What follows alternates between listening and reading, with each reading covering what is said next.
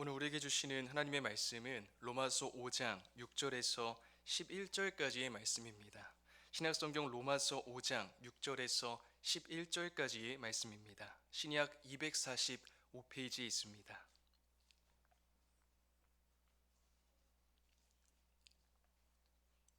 하나님의 말씀을 저 여러분이 한 절씩 교독하겠습니다. 우리가 아직 연약할 때에 기약대로 그리스도께서 경건하지 않은 자를 위하여 죽으셨도다.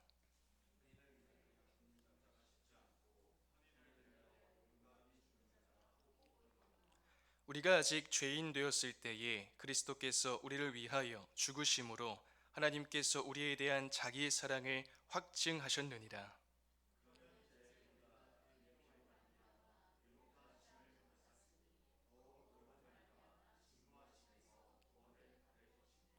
곧 우리가 원수 되었을 때에 그의 아들이 죽으심으로 말미암아 하나님과 화목하게 되었은즉 화목하게 된 자로서는 더욱 그의 살아나심으로 말미암아 구원을 받을 것이니라. 다 같이 읽습니다.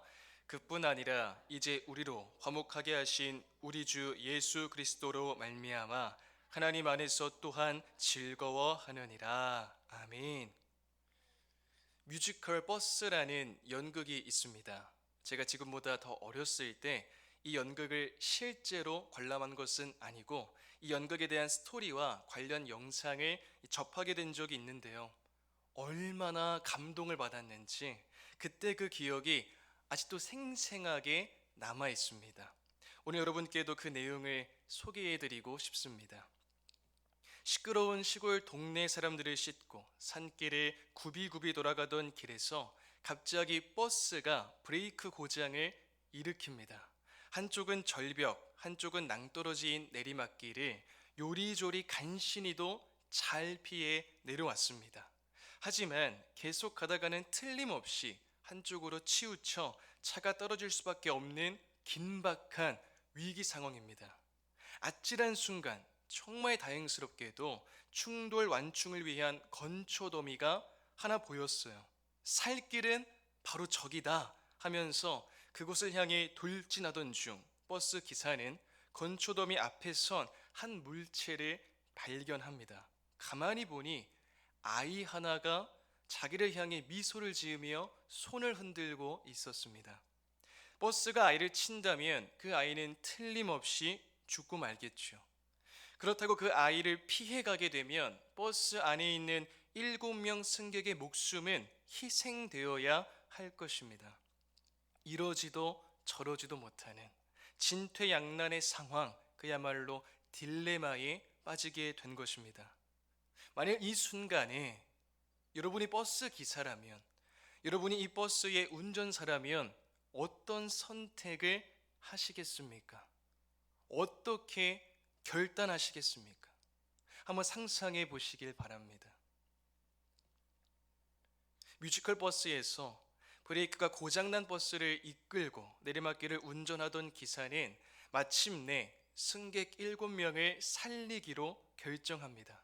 건초더미 앞에 서서 버스를 향해 손을 흔들고 있었던 한 아이를 희생시키기로 하고 결국 아이를 치고 넘어가서 건초더미 속에 버스를 세우게 됩니다.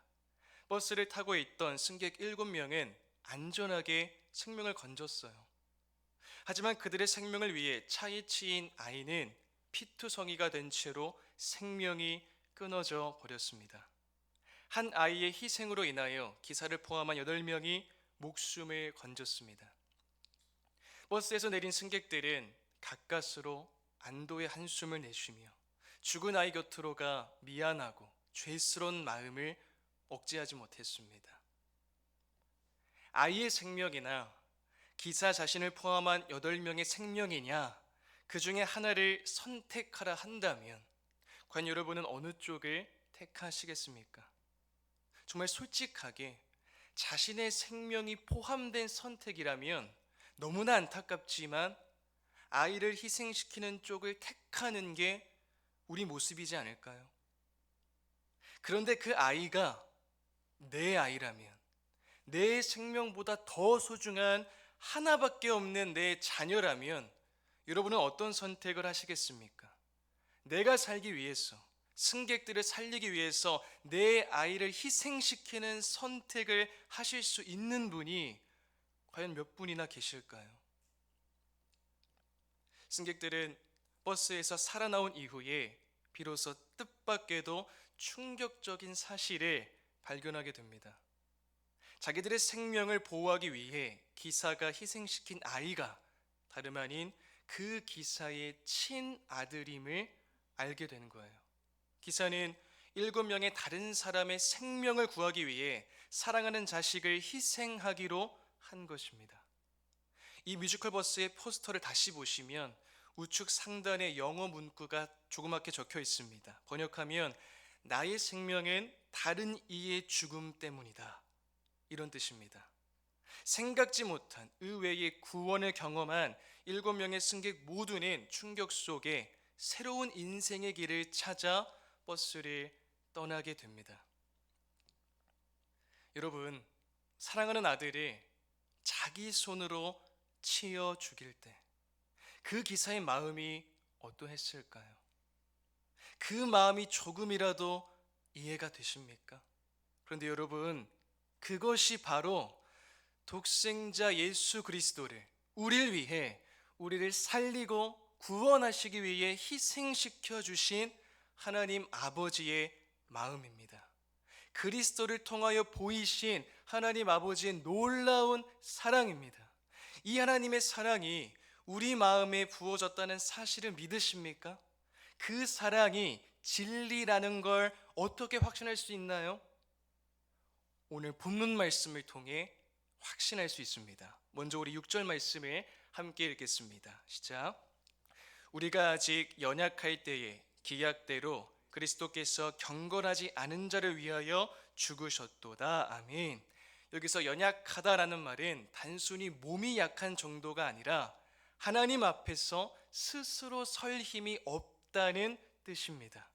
여러분, 인정하기 싫지만 우리 인생이 다 그렇지 않습니까?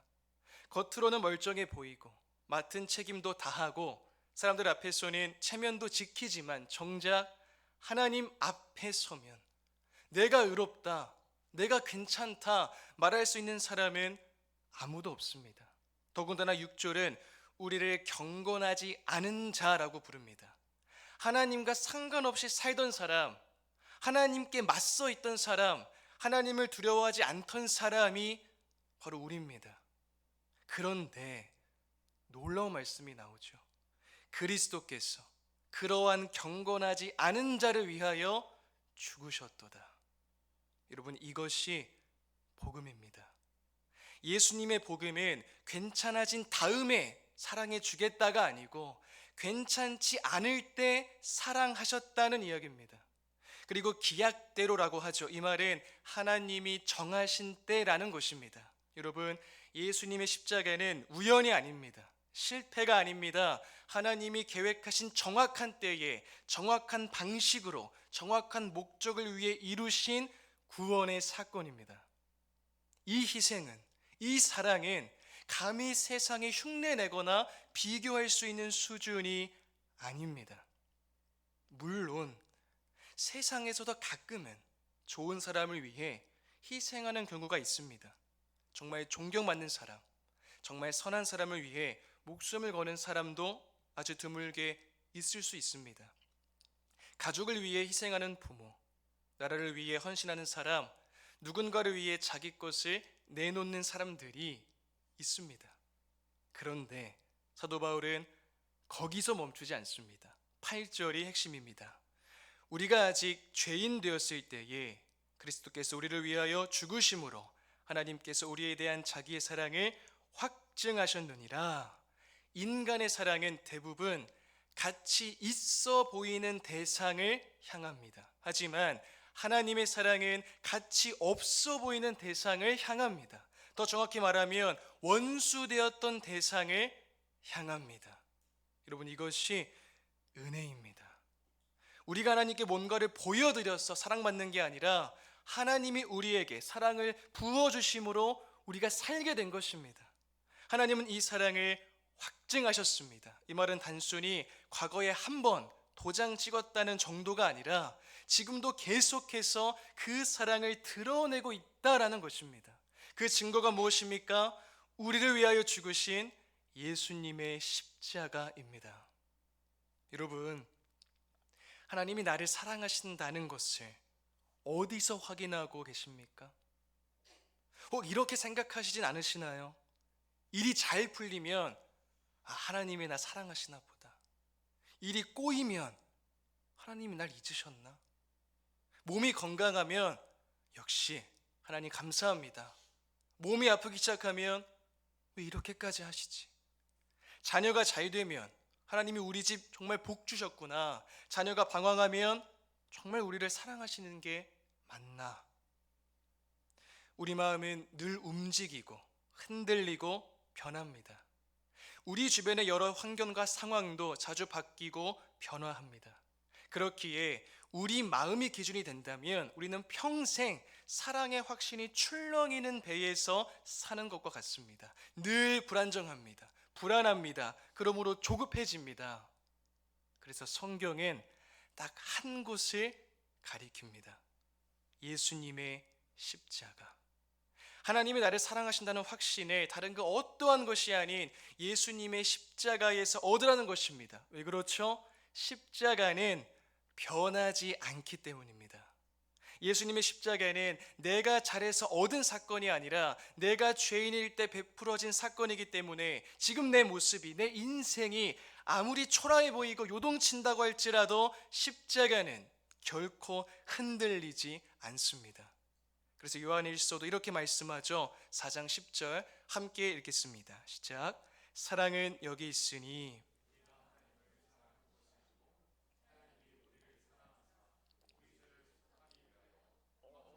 그 아들을 보내셨습니다. 아멘.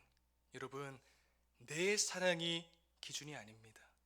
우리를 너무나 사랑하셔서 우리 죄를 용서하시기 위해 예수 그리스도를 친히 보내주신 하나님의 사랑이 기준입니다. 이제 9절에 들어가게 되면 바울이 아주 강력한 논리를 펼치고 있는 것을 살펴볼 수 있습니다. 오늘 보면 9절입니다.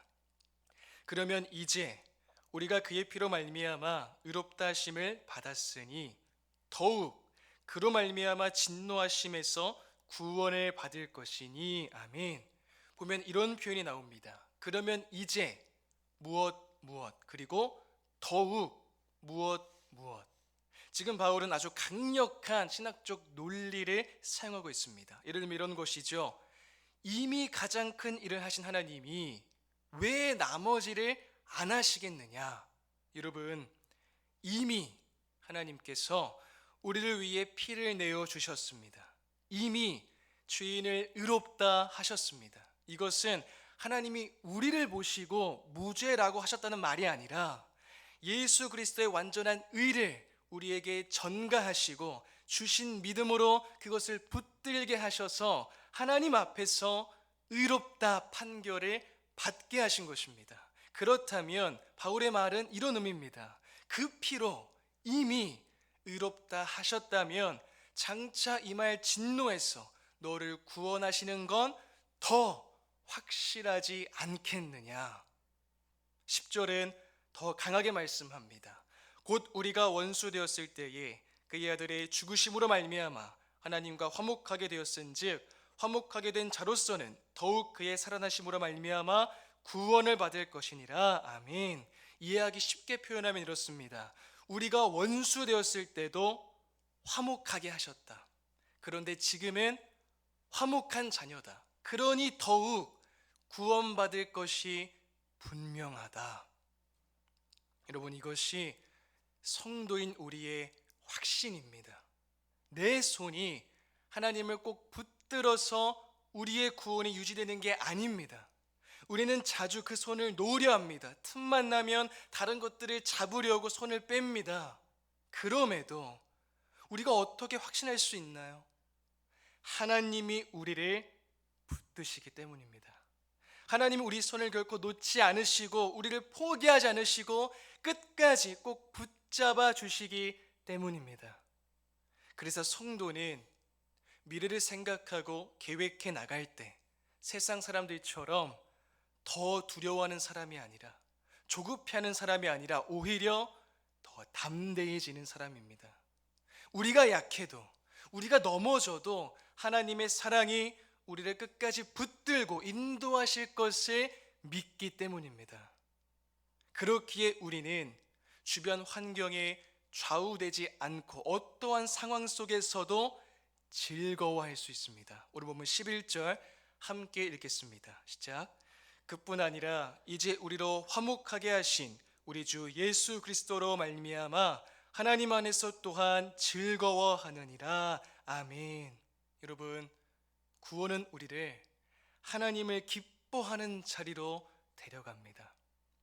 하나님과 원수였던 우리가 예수님으로 말미암아 화목하게 되었는데, 거기서 한 걸음 더 나아가 이제는 하나님 안에서 즐거워하게 되는 것입니다. 이것이야말로 예수님의 복음이 만들어내는 성도의 삶의 결론입니다. 여러분, 우리가 신앙생활을 하다 보면 가정 안에서, 직장 안에서, 삶의 여러 문제로 인해서, 관계의 갈등으로 인해서 기쁨이 사라질 때가 있습니다. 찬양이 의무처럼 느껴질 때가 있고, 예배가 버거울 때가 있고, 기도가 입에서 떨어지지 않을 때가 있습니다. 그럴 때 우리는 어디로 돌아가야 합니까? 예수님의 십자가로 돌아가야 합니다. 왜냐하면 삶의 진정한 기쁨은 어떤 여건에서 오는 게 아니라, 사람에게서 오는 게 아니라, 돈에서 오는 게 아니라 십자가로 말미암아 주어진 화목의 은혜에서 오기 때문입니다. 사랑하는 여러분, 설교 초반에 소개해드린 뮤지컬 버스의 엔딩은 이런 노래로 감동적인 막을 내리고 있습니다.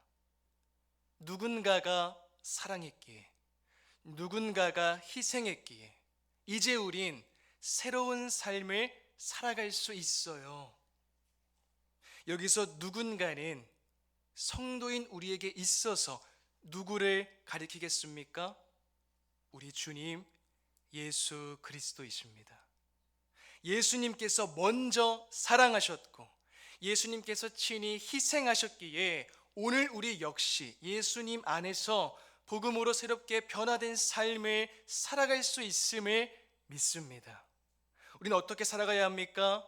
새로운 삶을 살아가야 합니다. 여러분, 예수님의 십자가는 반드시 새로운 삶을 낳습니다.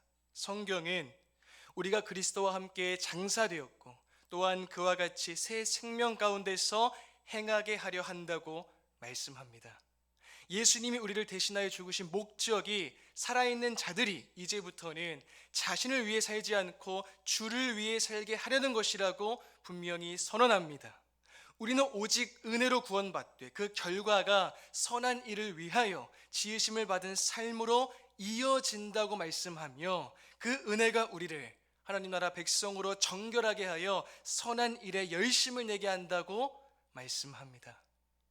그렇기에 예수님 안에서 변화된 새로운 삶은 은혜가 만들어내는 삶의 열매입니다. 예수님의 십자가가 내 인생의 중심이 되었다면, 내 욕심이 중심이던 자리에서 그리스도가 중심이 되는 변화가 시작되어야 합니다.